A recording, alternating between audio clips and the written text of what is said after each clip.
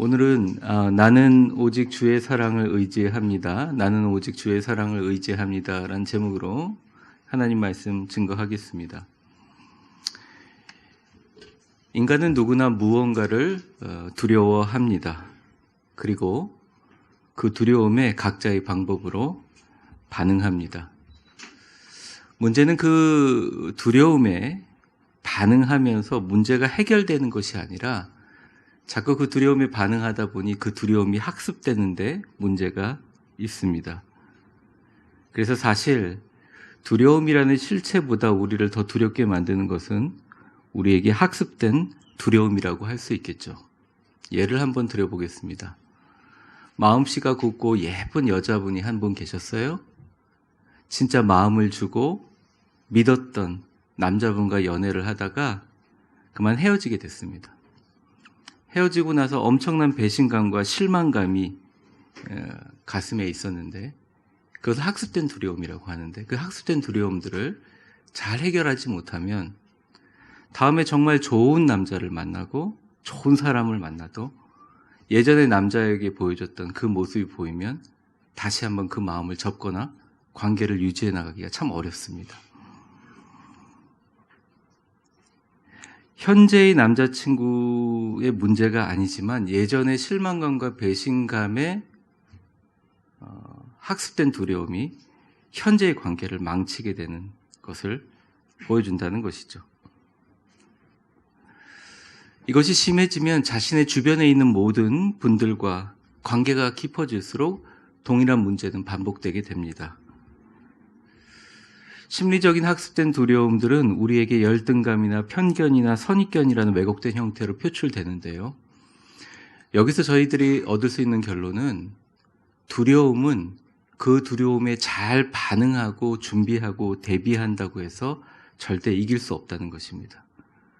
두려움은 그 두려움과 완전히 상반되는 것에 우리의 영혼과 정신을 집중할 때 이길 수 있다는 것이죠. 신앙인도 마찬가지입니다. 우리가 다 아픔과 어려움과 슬픔들 가운데 살고 있고 이전의 것을 잊어버리려고 해도 한 번씩 툭툭 튀어나오는 우리의 아픔의 두려움이 있지요. 우리 위대한 교회 성도들 중에 많은 분들이 제가 웃으면서 속아만 살았나 라고 얘기할 때 맞아, 속아만 살으셨지, 그런 생각이 들 때가 있습니다. 근데 그 학습된 두려움이 우리에게 그 두려움으로 더 이상 역사하지 않도록 하기 위해서는 그 두려움에 그때그때마다 반응하는 것은 절대 이길 수 없습니다. 오히려 그걸 심화시킨다는 거죠. 이기는 방법은 딱 한 가지입니다. 우리를 두렵게 했던 그거랑 완전히 반대되는 것에 우리가 집중하고 그것으로부터 힘을 얻어야 된다는 것이죠. 그것은 바로 신앙인들에게 하나님의 사랑은 두려움을 이기고 두려움에 상반된다는 것입니다. 두려울 때 하나님의 사랑에 집중하면 두려움을 이길 수 있다는 것입니다. 오늘 본문에 나온 다윗은 두려움에 빠져서 긴 시간을 보냈습니다. 그가 목동일 때도, 골리앗을 죽여서 국민의 스타가 되었을 때도, 또 쫓겨서 광야에 대피할 때도, 또 왕이 되었을 때도 평생을 두려움 가운데 살았고, 특별히 자신을 골리앗과 싸우게 해준 은인이라고 할 수 있죠. 자신을 영웅이라고 만들어주고 또 자신의 딸과 결혼시켜준 장인어른인 사울에게 10년 동안 목숨을 위협당하며 쫓기는 신세가 됩니다. 이유는 단 한 가지입니다. 왕보다 인기가 더 좋았기 때문이죠. 10년을 쫓겨 다니다가 왕이 됩니다. 10년을 고생할 때 같이 아둘람 굴이라는 곳에서 300명의 용사들이 모여서 정말 같이 생사고락을 같이 했던 사람들을 부하로 또 자신의 참모로 임명하고 살았는데 그 후로 그 용사들이 변하는 모습들 통해서 엄청나게 많은 고통과 어려움을 겪게 됩니다. 그래서 150편의 시편 중에 상당히 많은 시편의 내용에는 다윗의 아주 험난했던 인생의 고난들이 그대로 녹아 있습니다. 많은 성서학자들은 다윗은 참 불면증에 시달렸다라고 이야기하고 있습니다. 다윗이 특별히 10광야에서 10년간 사울이 보낸 자객들 때문에 잠을 하루도 제대로 자지 못했고 내가 자고 있는 순간 언제 와서 나를 죽일지 모른다는 두려움이 있었습니다. 내가 오늘 밤 잠자고 깨어날 수 있을까라는 두려움이 있었죠. 그래서 시편에 여러분들 내가 새벽을 깨우리로다라는 찬송이 내가 새벽 일찍 일어나서 새벽 기도를 가겠다는 말이 아닙니다. 그 말은 내가 오늘도 죽지 않고 살아서 새벽에 일어나 무사히 아침을 맞이한다는 의미로 해석하는 게 맞습니다. 또 예배 시간이나 설교 시간에 조시고 주무시는 분들이 자신을 정당화하는 구절 있잖아요. 여호와께서 그 사랑하는 자에게 잠을 주신도다. 이게 이제 다윗이 한 찬송인데 그 말은 죽어도 잘 수 없는 그런 상황에서 하나님의 사랑이 나에게 와서 주님 나에게 잠 주시는군요. 나를 재워주시는군요. 이렇게 하는 고백으로 받아들이는 것이 훨씬 정확한 해석이라고 할 수 있습니다. 아무튼 그는 잠들기 전에 두려움이 엄습할 때 늘 나를 죽이려고 하는 적들과 자객에 대한 두려움을 이기기 위해서 두려움과 완전히 상반되는 존재에 집중했는데 그 존재가 바로 전능하신 하나님이시라는 거죠. 3절을 한번 읽어보겠습니다. 천천히 읽어보죠. 시작. 여호와 내 하나님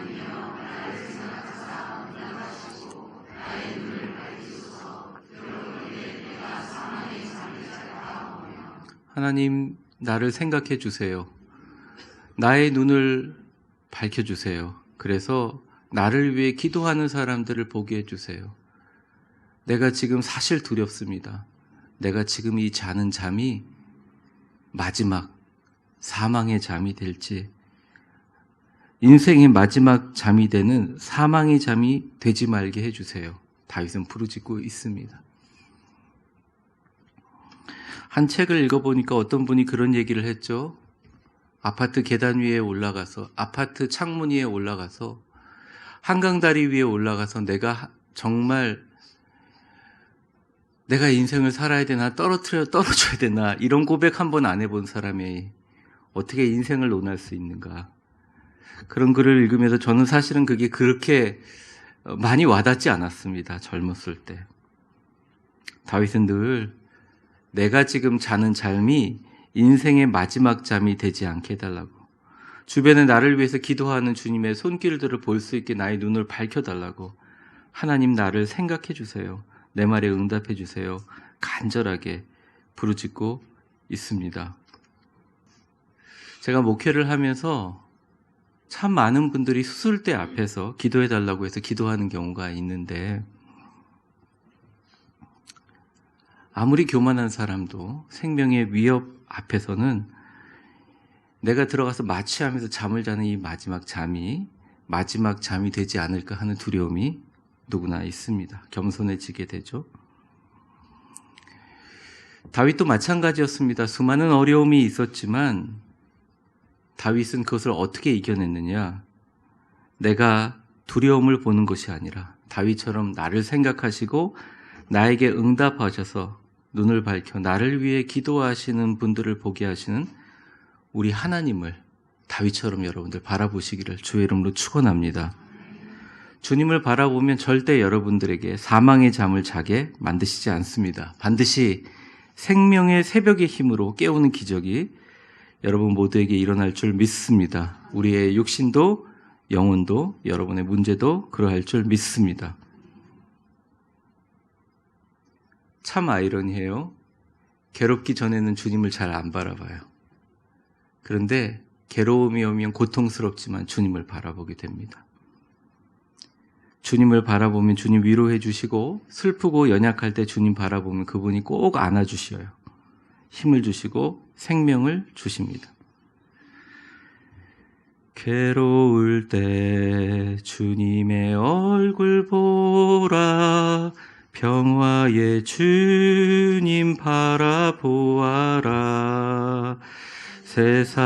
세상에서 시달린 친구들아, 위로의 주님 바라보아라. 2절입니다. 힘이 없고 내 마음 연약할 때 능력의 주님 바라보아라. 주의 이름 부르는 모든 자는 힘 주시며 늘 지켜주시리. 눈을 들어 주를 보라.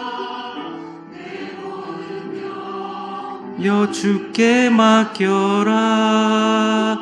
슬플 때에 주님의 얼굴 보라. 사랑의 주님 안식 주리라. 눈을 들어 주를 보라. 내 모든 염려 주께 맡겨라. 슬플 때에 주님의 얼굴 보라.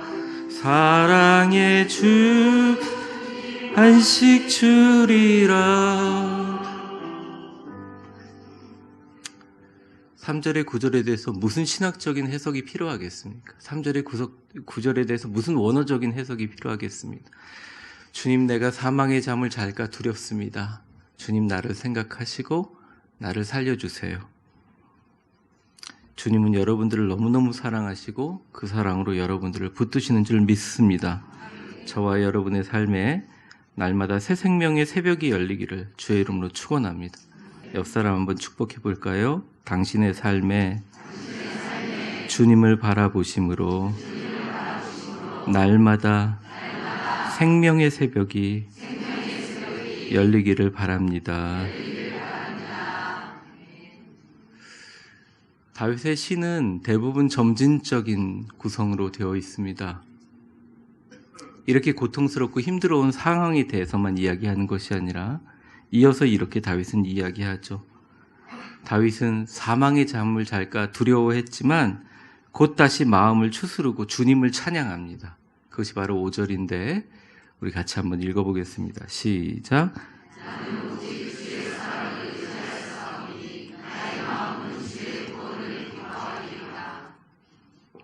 다윗은 명확하게 내가 두려움을 이길 수 있는 힘의 원동력을 이야기합니다. 왜냐? 나는 오직 주의 사랑을 의지하였기 때문에 나의 마음은 이미 일어나지도 않았지만 주께서 나를 구원해 주실 것을 기뻐합니다. 이렇게 고백하고 있습니다. 다윗의 시를 읽어보다 보면요, 참 인간적이기도 하고 설교상에 다룰 수 없는, 또 설명할 수 없는 많은 인간의 복잡한 감정들이 들어 있습니다. 설교 말미에 제가 설교를 준비하면서 읽었던 5권의 책 중에 한 2권 정도를 소개하겠지만, 특별히 우리 인간의 삶 가운데 가장 우리를 힘들게 하는 것은 무엇인가? 그것은 우리의 마음과 생각이라고 할 수 있어요. 마음과 생각은 실체가 없습니다. 그리고 마음과 생각은 여러분들 자신이 아닙니다. 내가 착하다라는 마음을 먹으면 당신들은 착한 사람이 아니다라고 책은 이야기하고 있습니다. 나는 못난 사람이다 생각하면 그 사람은 못난 사람이 아니라 그냥 생각일 뿐이라는 거죠. 근데 그 생각이 우리를 마음의 천국으로, 때로는 우리의 마음을 지옥으로 떨어뜨리기도 한다는 것이죠. 그래서 마음과 생각은 참 다루기가 어렵습니다. 너무너무 감정적으로 잘 절제되고 훌륭한 인격을 가지신 분들이 대부분 우리 위대한 교회 성도들이고 그러신데, 마음과 생각은 다루라고 다루면 할수록 더 어렵다는 것을 느끼게 됩니다. 예를 들어 이렇습니다. 인도의 한 유명한 스승이 최고의 수제자에게 10년 동안 마음을 잘 다스리는 방법을 가르쳤습니다. 그것을 다 가르친 후에 너는 이제 완성되었으니 하산을 명령했습니다. 제자가 그 위대한 스승에게 마지막으로 당부할 말씀이 없는지를 물어봤어요. 그러니까 그때 스승이 이렇게 얘기했습니다. 명상을 할 때, 마음을 다스릴 때 절대 다른 건 생각해도 원숭이만은 생각하지 마라. 이렇게 얘기를 했다는 거예요. 그리고 내려와서 1년간 그 제자가 죽을 힘을 다해서 열심히 수행했지만 결국 실패했습니다. 이유가 뭐냐? 명상만 시작하면 원숭이만 생각하지 말랐던 마음이 생각나서 계속 원숭이만 생각났다는 그런 이야기를 읽었습니다. 그 이야기의 의미는 그런 것 같습니다. 예를 들어 이런 거죠.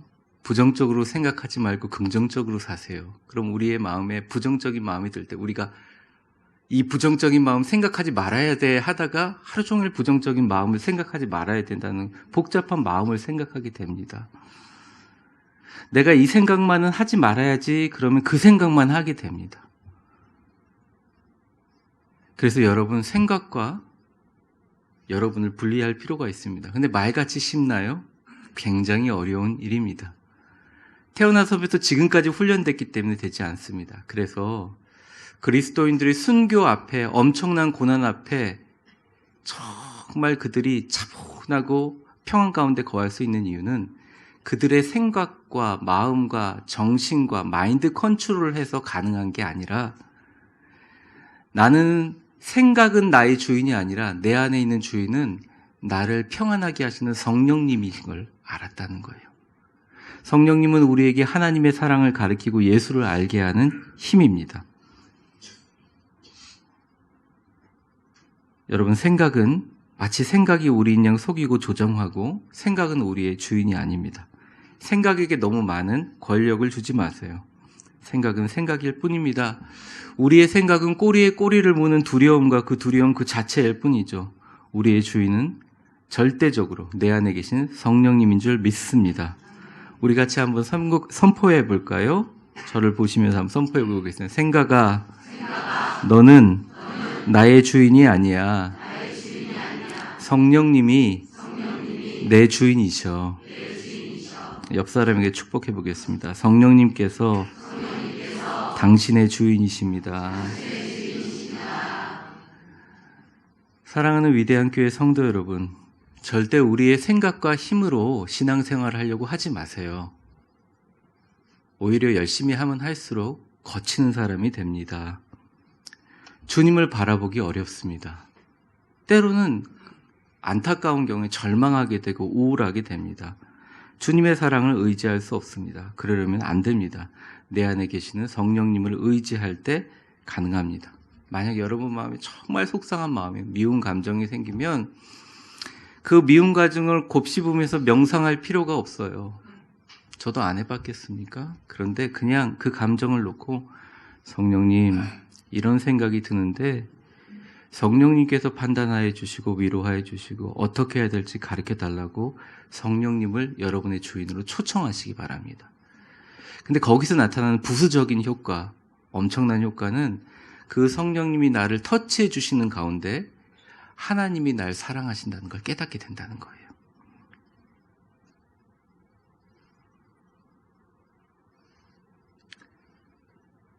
사랑하는 성도 여러분, 성령님께서 여러분에게 역사하시면 고통과 절망 가운데 하나님의 사랑을 보게 하시고 구원의 확신으로 기뻐하게 하실 줄 믿습니다.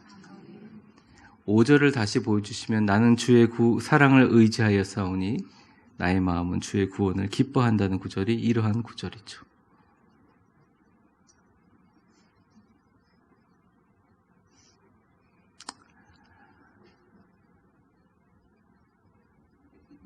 살면서 영화에서만 일어나는 일들이 이것은 남에게만 해당되는 일들이라고 생각했던 일들이 어느 날 우리에게 일어날 때 우리는 두려움에 사로잡힙니다. 왜냐하면 우리는 아무것도 할 수 있는 것이 없기 때문입니다. 저와 여러분이 기도 외에는 다른 것이 방법이 없을 때가 있습니다. 성경의 역대하에 보게 되면 모압과 암몬과 마혼과 아람과 연합군이 다 모여서 이스라엘을 둘러쌌을 때, 엔게디 골짜기에 둘러쌌을 때, 전쟁 하루도 안 끝나서 몰살당할 것을 다 알 때 이스라엘 사람들은 공포에 떨었고 여호사밧 왕은 이스라엘 사람들에게 금식을 선포하며 이렇게 하나님께 기도합니다. 역대하 20장 12절 말씀인데요. 우리 같이 읽어보겠습니다.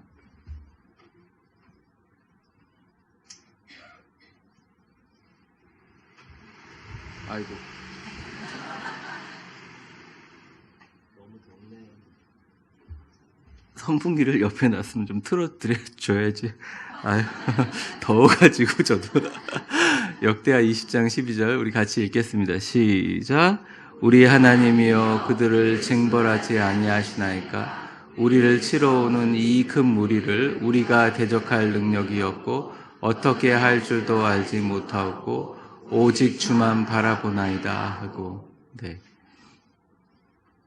하나님, 내가 어떻게 할 줄도 알지 못하고 기도밖에 할 수 없어서 주님만 바라보는 이 상태가 인간적으로 가장 절망적인 상태가 하더라도 이때야말로 여호사밧 왕처럼 하나님께서 일하실 때인 줄 믿습니다. 이 고백하는 이 고백이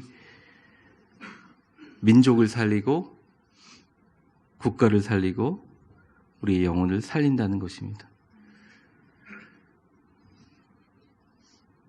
내가 기도하지 않아도 되는 상태가 성경에서는 축복이라고 이야기하지 않고 내가 기도밖에 할 수 없는 상태를 성경에서는 절망이라고 이야기하지 않고 주님께 간구하면서 기도밖에 할 수 없어서 주님을 바라보는 이 상태가 바로 하나님의 일하실 때라고 성경은 이야기하고 있습니다. 사랑하는 성도 여러분, 여러분들 중에 혹시 여호사밧 왕과 같이 그런 백성과 같은 상태에 계신 분들이 계십니까? 이 자리에 나오신 분들의 얼굴을 이렇게 보면서 자세하게 말씀드릴 수는 없지만 여러 가지 어려움을 겪고 있는 분들을 기도 제목을 통해서 저는 알았고 기도하고 있습니다. 어젯밤도 한숨도 못 자고 일하시다가 오신 분들도 있고 이게 언제 끝날까 하는 그런 어려움 가운데 고통당하시는 분, 자녀들 문제 때문에 힘들어하시는 분들 계시리라고 봅니다.